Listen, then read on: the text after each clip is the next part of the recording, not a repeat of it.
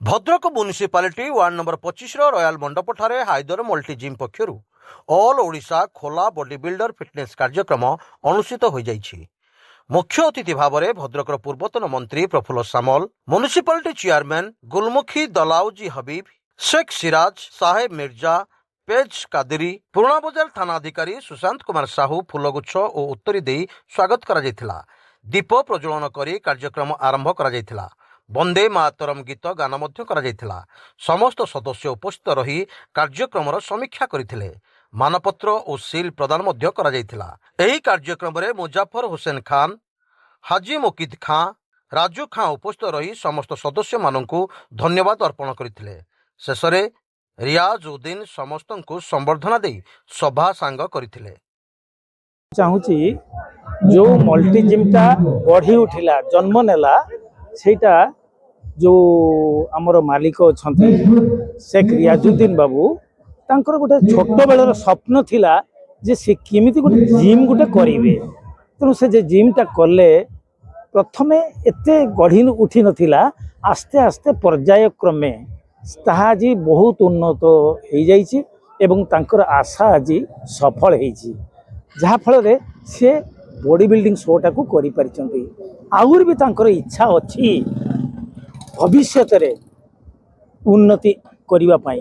जदि समस्तंकर कोऑपरेट रहिबो ताहले से निश्चय बढ़िबे, एथिर किछि संदेह नाही। 4.5 कोटी ओडिसावासी को कोन आपण वार्ता देबे? मो एही वार्ता देबाकू चाहूछि जे जेमिति छोटरू आज बड़ हेई पारिछि, जदि केही व्यक्ति थांती सेमिति गोटे जिम करी जदि पिलामानंकु भर्ती करी केमिति जे सेमाने गढ़ी उठिबे, उत्तरोत्तर उन्नति करिवे, से दिगरे चेष्टा करबा उचित।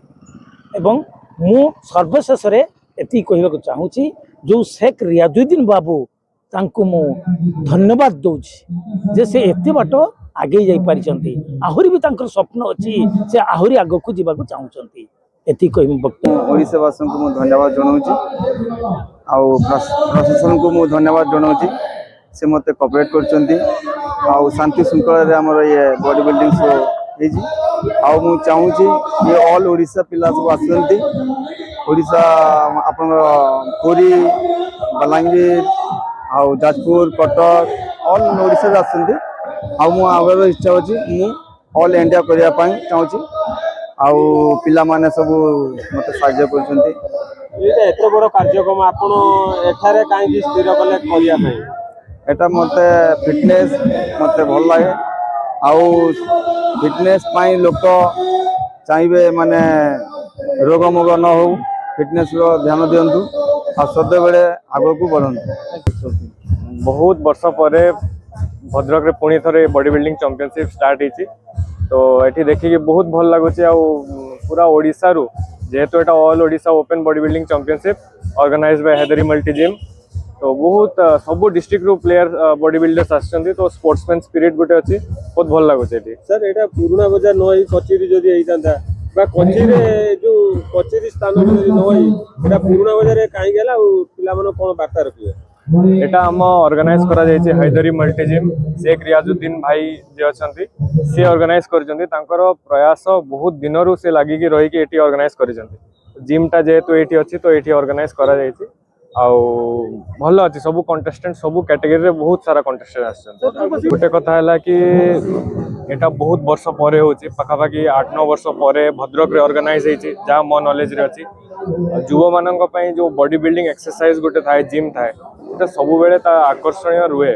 आउ जो भूल बाट को खराब बाट को युवा माने जाउचंती, युवपीढ़ी माने बॉडी बिल्डिंग गोटे एमती जिनस जदि तांको एनर्जी एथिरे लागि जिवो से पुणी ठीक बाट को आसबे। तेणु बहुत माने भलो एटा भद्रक माटीर गौरवर कथा जे आज एठी एते भलो गोटे बॉडी बिल्डिंग चैंपियनशिप होची। युवपीढ़ी माने आजिका जो सब स्पोर्ट्स जेमती कहले आपण वॉलीबॉल, क्रिकेट, बास्केटबॉल, एटा भी गोटे स्पोर्ट्स अछि। आउ युवा माने स्पोर्ट्समैन स्पिरिट आनंतु आउ जीवन रे जितिबा और हारिबा लागि रहइबो। तो यही स्पोर्ट्स रो एटा शिखिबे युवा माने जे हारि गले किछि प्रॉब्लम नाही, चेष्टा करि चलिबा और निश्चिंत दिने सफल होबा। भद्रक रो अब्दुल फिरोज खान का रिपोर्ट, स्वतंत्र ओडिशा लाइव।